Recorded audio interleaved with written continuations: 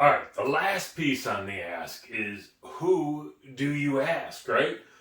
I don't think most people realize just how vast their network is. Sure, you can look at Facebook and see your 2,307 friends, or be over on LinkedIn and take a look at your 16,000 connections, or however many followers you have on Twitter and Insta and TikTok.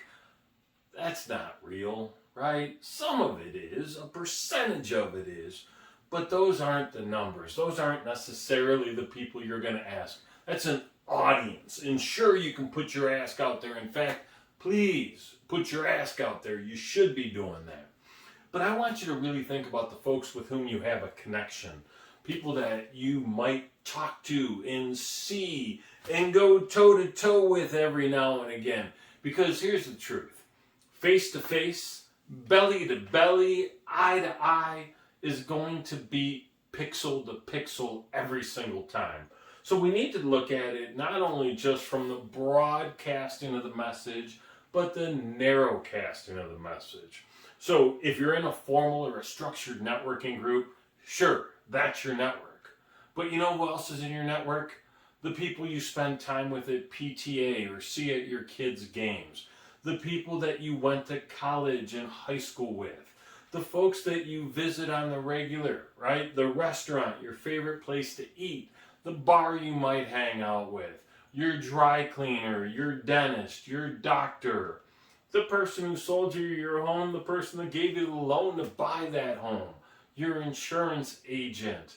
Some of these folks are major connectors and have lots of relationships, right? And we can keep going on the list. Where do you visit? Where do you frequent? How do you spend time on Sunday morning, perhaps? Your people that you share a church with, the people that you play softball with or you bowl with, or whatever the case may be. There's a boatload of folks that you know right now. And here's what's interesting and important to remember. You don't know all the people they know until you start asking for specific people.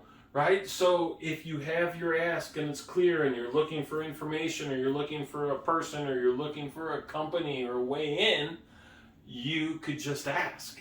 And you'll be amazed at what comes as a result.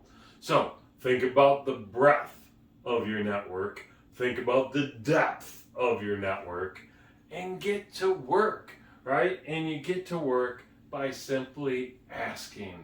Again, you want to be clear. You want to be concise. You certainly want to be specific, and we talked about all those in the previous videos, but you have to do it, right? Earlier I talked about the law of attraction.